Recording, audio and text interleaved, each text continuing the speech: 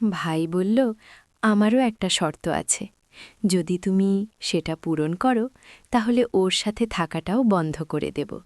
আমি বললাম, হ্যাঁ বল, তোর কি দরকার?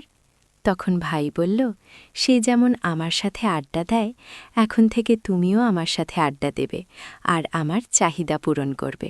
আমি বললাম, এটা সম্ভব না। তারপর যা হলো তা একবার শুনলে বারবার শুনতে ইচ্ছা হবে। বন্ধুরা, প্রতিদিনের মতো আজও আমি তোমাদের জন্য একটি নতুন গল্প নিয়ে চলে এলাম। আজকে আমি বলবো ভাইকে বাজে নেশা ছাড়াতে আমি বাধ্য হয়ে কি করেছিলাম। তাই গল্পটি পুরো দেখার অনুরোধ রইল। চলো শুরু করি। বন্ধুরা, আমার নাম রিয়া। আমাদের বাড়িতে আমি, আমার ভাই এবং আমার মা এবং বাবা থাকি। আমার বয়স প্রায় ২১ বছর। আমি সবসময় ফিট থাকার জন্য প্রতিদিন জিম করি। আমার ভাইয়ের বয়স ১৮ বছর। আমরা দুজনে বন্ধুর মতো থাকি, যার কারণে একদিন আমি ভাইয়ের সাথে কিছু গোপন কথা বলছিলাম। আমি বললাম, ভাই, তুমি কি কাউকে ভালোবাসো? তখন ভাই বলল, না আপু, এখনও ভালো লাগেনি। তাছাড়া তোমার মতো কাউকে পেলাম না। যেদিন তোমার মতো কাউকে পাবো তারপর চেষ্টা করব। এদিকে আমার মা সেখানে এসে ভাইকে কোনো কাজে নিয়ে গেলেন। ভাইয়ের মুখ থেকে তোমার মতন কথা শুনে আমি হতবাক হয়ে গেলাম। তার কথা ভাবতে ভাবতে কখন আমি ঘুমিয়ে পড়লাম বুঝতেও পারিনি। তারপর ঘুম থেকে উঠে দেখি ঘরে কেউ নেই। হয়তো মা আর ভাই এখনও আসেনি। তারপর বাথরুমে গিয়ে গোসল করতে লাগলাম। তারপর মা আর ভাই বাজার থেকে এসেছে, তাই আমি ওদের কাছে গিয়ে কথা বলতে লাগলাম। তারপর ও স্কুলে গেল আর আমিও আমার কলেজে গেলাম। আমি শুধু আমার ভাইয়ের কথাই ভাবছিলাম, কারণ আজ পর্যন্ত কেউ আমাকে এই কথা বলেনি। তখন আমার এক বন্ধু আমার কাছে এসে বলল, আরে রিয়া, তুমি কি ভাবছ? আমি বললাম, না নেহা, আমি কিছু ভাবছি না। তারপর আমি ওকে জিজ্ঞেস করলাম, নেহা প্লিজ আমাকে একটা সমাধান দাও। আমি ওকে সব বললাম। এখন আমাদের কলেজ শেষ হতে চলেছে, আর নেহা আমার দিকে রাগ করে বলল, আয় তো, আমাদের কাছে একটা সাধারণ ব্যাপার। তারপর আমরা দুজনে নিজে নিজের বাড়ির দিকে যেতে লাগলাম, কারণ আমাদের ক্লাস চলছিল না। আমার বন্ধু তার বাড়ির দিকে যেতে লাগল। এখানে আমিও যাচ্ছিলাম। তখন আমি আমার ভাই রোহিতকে দেখলাম। তাকে দেখে আমি চমকে উঠলাম। ভাই কারোর সাথে ঘুরে ফিরে করছে।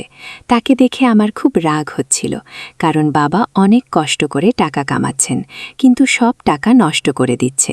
আমি বাবাকে এই সব জিনিস আমি বলতে চাইলাম, কিন্তু বললাম না, কারণ হয়তো বাবা কষ্ট পাবে। কিছুক্ষণ পর ভাই বাসায় আসলো। আমি তার রুমে গিয়ে বললাম, তুই বাজারে ঘুরছিলিস কেন? এইভাবে কারোর সাথে আর কোনো দিন বাজারে ঘুরবে না। সে বলল, না আপু, আমি তার সাথে আড্ডা দিতে চাই। এটাই তো আমার মজা করার বয়স। আমি যদি এখন ঘোরাঘুরি করতে না যাই তাহলে কখন ঘোরাঘুরি করব? সেও আমার ওপর রাগ করে আমাকে বলল, আমি তার সাথে ঘোরাঘুরি করব। আমি তাকে অনেকবার বুঝিয়েছি যে তোমার এটা করা উচিত নয়, কিন্তু সে রাজি হচ্ছিল না। আমার অনেক চেষ্টার পর সে বলল, ঠিক আছে, আমি তার সাথে আড্ডা দিতে যাব না। তবে আমারও একটা শর্ত আছে। যদি তুমি সেটা পূরণ করো তাহলে ওর সাথে থাকাটাও বন্ধ করে দেব। আমি বললাম, হ্যাঁ বল, তোর কি দরকার?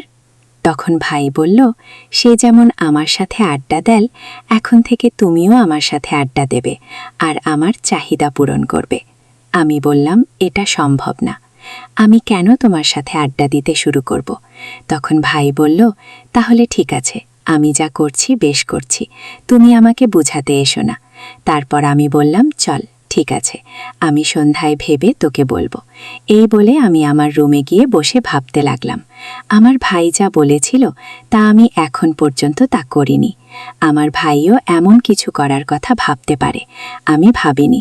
আমি ভেবেছিলাম যে আমার ভাই খুব ভালো মনের ছেলে এবং ভবিষ্যতে সে তার পরিবারের জন্য সহায়ক হবে এবং তাদের জন্য একটি ভালো অর্থ উপার্জন করবে, কিন্তু সে ইতিমধ্যেই খারাপ নেশায় পড়ে গিয়েছিল। এসব ভাবতে ভাবতে আমার হৃদস্পন্দন এতটাই বেড়ে গিয়েছিল যে আমার সামনে কেউ থাকলে সে সহজেই শুনতে পেত। তখন আমারও মনে পড়ে গেল কিছুদিন আগের ঘটনা। সে আমার সাথে কি করতে চায় তা বুঝলাম। আমার সামনে একটা বড় সমস্যা ছিল যে আমি এখন কি করব। আমি যদি হ্যাঁ না বলি তাহলে ওদের ব্যাপারটা নষ্ট হয়ে যাবে, আর ওর পড়াশোনাটাও নষ্ট হয়ে যাবে। আর যদি হ্যাঁ বলি তাহলে তার সাথে আমাকে স্ত্রীর মতো জীবনযাপন করতে হবে। আমি সেটা করতে পারি না, কারণ সে আমার ভাই। তখন হঠাৎ আমার মাথায় একটা চিন্তা এলো যে হয়তো এই ব্যাপারটা ঘুরেই থাকবে, এতে আমাদের পরিবারের সদস্যদের জীবন বাঁচবে এবং আমার ভাইয়েরও উন্নতি হবে। এই সব ভাবতে ভাবতে আমি ঘুমিয়ে পড়লাম। তারপর যখন আমি সকালে ঘুম থেকে উঠি তখন প্রথমে আমি ভাইকে অনেক বোঝানোর চেষ্টা করেছিলাম। সে আমার একটিও কথা শুনতে রাজি ছিল না। তখন আমি তাকে বললাম, ঠিক আছে, আমি তোর শর্তে রাজি। তখন সে বলল, চলো আগে কেনাকাটা করতে যাই। তখন আমি তাকে বলেছিলাম, তুমি বাইরের কারোর সাথে ঘুরতে পারবে না এবং তুমি আজ কারোর সাথে কিছু করতে পারবে না। ভাই বলল, ঠিক আছে। আজকে আমি ভাইয়ের কথা শুনে তাকে নিয়ে ঘুরতাম, তার কাছে গিয়ে তাকে বোঝানোর চেষ্টা করতাম। পরের দিন সকালে আমি আম্মুকে বললাম, রান্নাঘরে নাস্তা রেডি আছে। আমি ভাবলাম আজ রবিবার, তাই কোথাও যেতে হবে না। তারপর আমি, বাবা আর ভাই নাস্তা করতে লাগলাম। তারপর আমি আর ভাই মার্কেটে গিয়ে আমার জন্য জামা কাপড় কিনে আনলাম আর আমার মায়ের জন্য একটা শাড়ি কিনলাম। তারপর শপিং করে একটা রেস্তোরাঁয় গিয়ে রাতের খাবার খেয়ে বাসায় আসলাম। তারপর ভাই আমাকে বলতে লাগলো, এখন তোমার কাজটা পূরণ করো। তারপর আমি তার রুমে গেলাম। সে আমাকে পেয়ে খুব মজা করতে শুরু করলো। আমি চুপচাপ থাকলাম, কিছু বলতে পারছিলাম না। আমার খুব খারাপ লাগছিল, কারণ যে আমার সাথে মজা করছে সে আমার নিজের ভাই।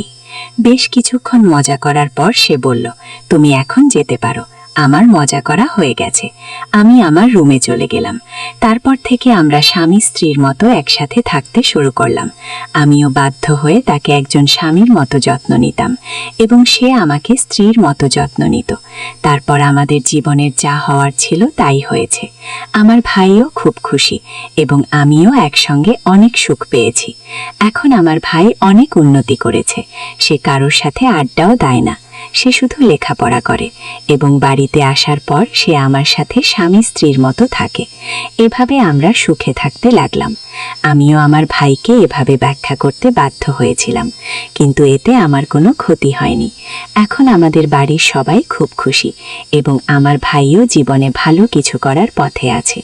যদি সেদিন আমার ভাইকে না বলতাম তাহলে আজ সে খারাপ সঙ্গের শিকার হতো এবং নিজের ও পরিবারের সদস্যদের জীবন নষ্ট করত। এভাবে আমি আর আমার ভাইয়ের সাথে ঠিক স্বামী স্ত্রীর মতো জীবনযাপন করে আমাদের ঘর বাঁচালাম। যাই হোক বন্ধুরা, আমাদের আজকের ভিডিওটি এই পর্যন্ত। যদি আমাদের ভিডিওগুলি ভালো লাগে তাহলে লাইক, কমেন্ট এবং শেয়ার করুন।